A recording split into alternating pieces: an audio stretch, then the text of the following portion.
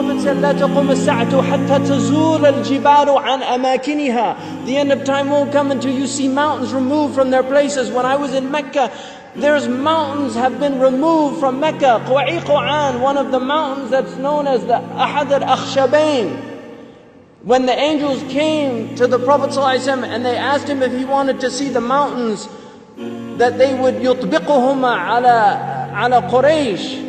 One of them was Abi Qubays and the other was Quwa'iqan. Quwa'iqan has been removed. It's gone. It's no longer there. The mountain is gone. A mountain that the Prophet ﷺ walked in its shade. A mountain that the Prophet ﷺ probably climbed as a boy.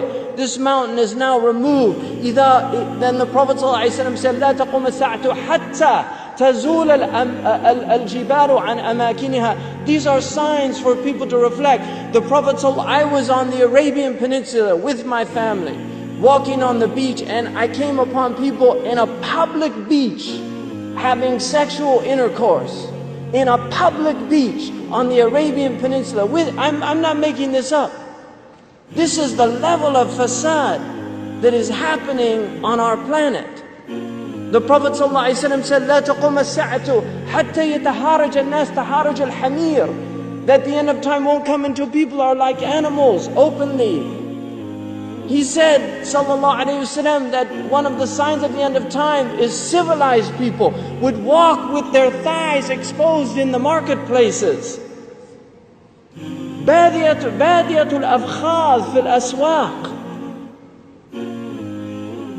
People, pens, he said, would be everywhere. He said that people, out of their love of the world, you would get two-income families. That people would be two-income families. That he said a woman will out حرصا على الدنيا تعين زوجها على التجارة. Out of love for this world, she'll work like her husband to earn livelihood, neglecting the children. Some people are forced to do that. And there's no blame on that. But there's people that just out of love of dunya, they will abandon their children and go out. These are the things that are happening around us. He told us that towards the end of time, you will see the people of the ala, ri'asha yatatawaluna fil bunyan. He said there will be poor people who were the desert people, and they were poor and they were taking care of goats and animals, and then they'll begin to build huge buildings. These are signs before your very eyes. We're seeing signs of our Prophet ﷺ. He told us that you will see the buildings of Mecca reach the mountaintops. The buildings of Mecca will reach the mountaintops. And this is happening in our lifetime. When I first went to Mecca, there were no buildings even close to the tops of the mountains of Mecca. And now it's filled with buildings that are beginning to reach the mountaintops. I was on one of the tallest mountains in Mecca, and you can see the clock tower now surpasses the mountains. The Prophet ﷺ said in a hadith, he said, إِذَا رَأَيْتُمْ مَكَّةَ بُعِجَتْ كَظَائِمًا. If you see Mecca, if you see its mountains with holes pierced through them, this is what it means. بُعِجَتْ كَظَائِمًا وَيَتَسَاوَى بُنْيَانُهَا رُؤُوسَ جِبَالِهَا. And you see the buildings reach or in a riwayah ta'lu, they will actually surpass the mountaintops. And then he said, فَقَدْ أَظَلَّتَ السَّاعَةُ. It means that the sa'a has cast its shadow. Imam As-Suyuti says in this, هِيَ عِبَارَةٌ عَنْ دُنُوَ السَّاعَةِ. It means that the hour is near, it's coming close. But if you took that literally, and in hadith tradition, in the usuli tradition, asrul kalam al-haqiqa, that if the Prophet says something, you should always interpret it literally, unless there's a reason to go to a metaphorical interpretation. Now we have the clock tower casting a shadow over the Kaaba. So the clock tower, what do they call it in Saudi Arabia? As-sa'a. لَقَدْ أَظَلَّتَ السَّاعَةُ. You could take it literally, the clock has cast its shadow over the Kaaba. Literally or metaphorically, اقتربت الساعة وانشق القمر. The hour is drawing near.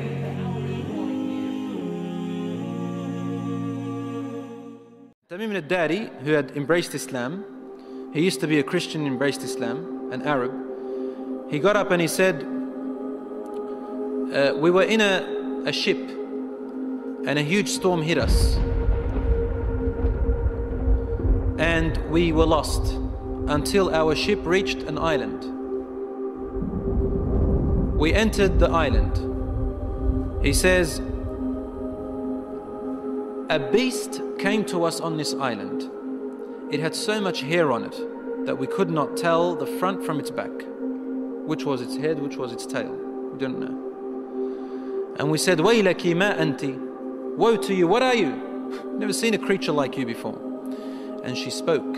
The beast said, Ana al-jassasa. They said, Wama al-jassasa? What is this al-jassasa? And then the beast said, Ayyuha al-qawm, people.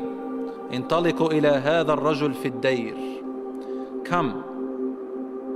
Come to this man who is waiting for you in a dayr. A dayr was known in those days as being like a place where people used to worship. And he said, there is a man who is waiting for your news anxiously. They said, we ran away from the beast immediately thinking it was a jinn. We entered this hut that was set for worship.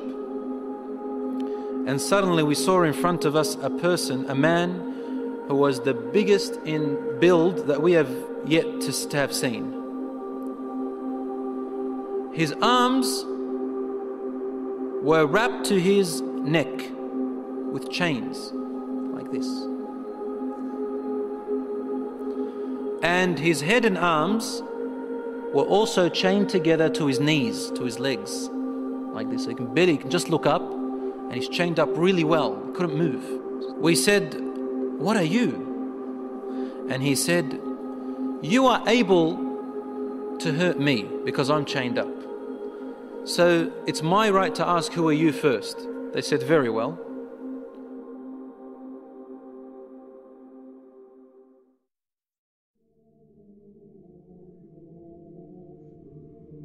We are people from the Arabs. We set sail in our ship and a storm hit us until we became lost and landed on this island. We came to this island and we found this beast that came to us that had so much hair on it, and it led us to you. They said, we got afraid of this man and we didn't feel safe around him. However, the man said to us, tell me about the palm trees of Baysan. Baysan is a city in Jordan. He wanted to know whether there were palm trees planted in there a lot. We said, what do you exactly want to know about Baysan in Jordan? He said, I ask you, are there more palm trees and have they be filled with dates or not yet? They said, yes, it is full of palm trees and full of dates, more than many other places in what we know. He said, soon its palm trees and dates will become scarce, will no longer give fruits. Today, really, in Jordan, dates are scarce now. It used to be in history abundance. Now listen. He said, now explain to me about Buhayra Tabariyya. You know what Tabariyya is? Which ocean, which sea that is? Okay, the Tabariyya Sea. It's also close to Sham. They said, what do you want to know about it? He said, does it have water in it? They said, yes, there's lots of water. He said, soon its water is going to go away. It's not going to exist anymore. And truly today, the water has gone drier than before. Then he asked them, he said, tell me about Zaghar fountain. Zaghar fountain, probably about 3 days journey if you wanted to walk away from Jerusalem, Bayt al-Maqdis, that's where that fountain is. So basically in what we call Israel today. They said, what do you want to know about this fountain? He said, well, is there a large fountain and do people plant a lot of vegetation around it and it gives a lot of water yet? They said, yes, it's got a lot of water and its people plant a lot. Tell me about a prophet who is ummi, who is illiterate, cannot read or write. What has he done? They said he has come out in Mecca and now he lives in Yathrib, in Medina. He asked them, have his people fought him? They said yes. He said, what did he do? They said he was driven out by his own people. But he went to another Arab, the Yathrib people and those who embraced Islam with him, and they obeyed him. This man said to them, really? Has that really happened? They said yes. He said, أَمَا إِنَّ ذَاكَ خَيْرٌ لَهُمْ أَن يُطِيعُوهُ. He said, behold, it is better for those people who obey him to keep on obeying him. He's actually supporting the Prophet ﷺ. وَإِنِّي مُخْبِرُكُمْ عَنِّي. Now I'm going to tell you about myself. إِنِّي أَنَا الْمَسِيحِ. I am Christ. Isa alayhi salam. وَإِنِّي أُوشَكُ أَن يُؤْذَنَ لِي فِي الْخُرُوجِ فَأَخْرُجْ. He said, now very soon, based on the signs you've showed me, I'm going to be given permission to leave and I'm going to come out. فَأَسِيرُ فِي الْأَرْضِ. I will walk throughout the land. فَلَا أَدَعْ قَرْيَةً إِلَّا هَبَطْتُهَا فِي 40 لَيْلَةً. He said, there wouldn't be a village or a city or a place on earth except that I would have reached it. All in 40 days. The whole world in 40 days. غَيْرَ مَكَّةَ وَطِيبَةَ. All except two places, Mecca and Tiba, Medina. فَهُمَا مُحَرَّمَتَانِ عَلَيَّ كِلْتَاهُمَا. He said, they are both forbidden for me to enter. Now when we say he enters, it means he conquers, takes over. He owns it. كُلَّمَا أَرَدْتُ أَنْ أَدْخُلَ وَاحِدٍ. He goes, every time I wanted to come into one of them, an angel will stand guard holding a sword, and he will prevent me from entering Mecca and Medina.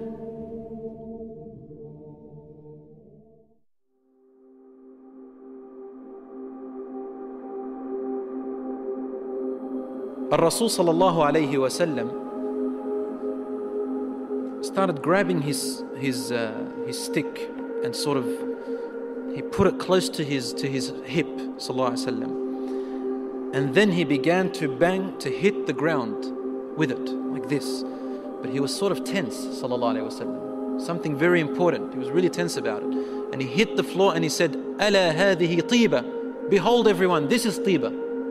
Meaning he's pointing, this is Medina. He's in Medina, he's saying, this is Tiba, which you are in right now. He said, didn't I tell you that this man will come out and not be able to enter this land? They said, yes, Ya Rasulullah, because he had told them a lot about it before. He said, the hadith of Tamim al-Dari, wallahi, amazed me as he told me about him. Because it's the same as what I used to tell you about Mecca and Medina.